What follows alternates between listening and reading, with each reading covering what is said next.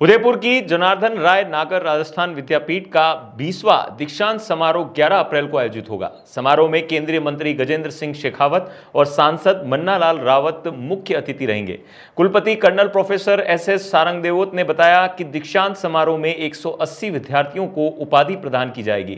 इसमें 90 gold medallist और 90 PhD धारक हैं। समारोह डबोक स्थित यूनिवर्सिटी परिसर में होगा, जिसमें करीब 1200 लोग शामिल होंगे।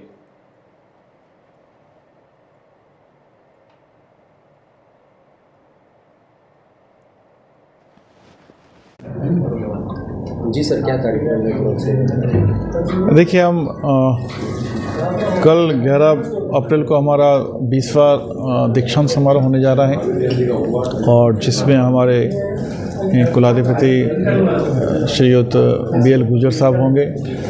साथ ही मुख्य अतिथि के रूप में हमारे माननीय culture and tourism minister Gajendra Singh Shekhawat साहब होंगे। और शेखावत साहब को हम डीलिट की डिग्री भी दे रहे हैं, क्योंकि जिस तरह से उन्होंने जल शक्ति मंत्रालय के रूप में रहते हुए, उससे पहले वो एग्रीकल्चर में रहे थे, और उनकी जो डायनेमिज्म है और जिस तरह से वो संस्कृति सभ्यता और संस्कार को लेकर चलते हैं, तो हमारी एक परंपरा है कि हम इस तरह से ऐसे जो कुछ बहुत ही हटके जो कंट्रीब्यूट करते हैं उसको हम डीलिट विद्यावारिधि या ऑनर्स कॉजा की डिग्री देते हैं, वो दे रहे हैं।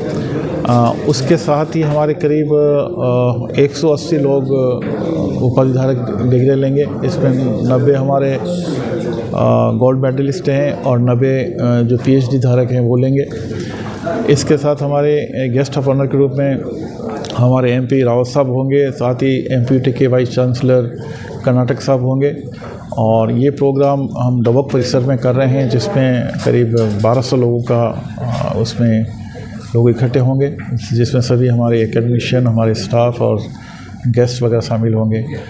आप देखिए कि एक ये जो दीक्षांत समारोह की जो परंपरा है वो आज की नहीं है, हमारे तो प्राचीन काल से गुरुकुल से होती आई है। जब विद्यार्थी को जब लगता था गुरु को कि भाई शिष्य ने अपनी पूरी अर्हता प्राप्त कर ली है, तो उसके बकाया टेस्ट होने के बाद उसको कहा जाता था कि आज से आपकी दीक्षा पूरी हो गई।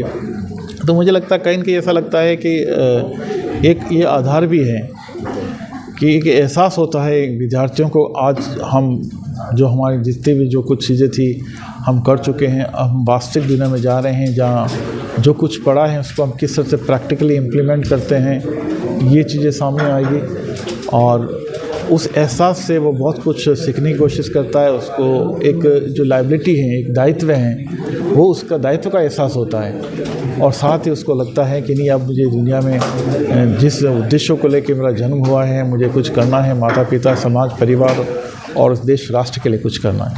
सर, 2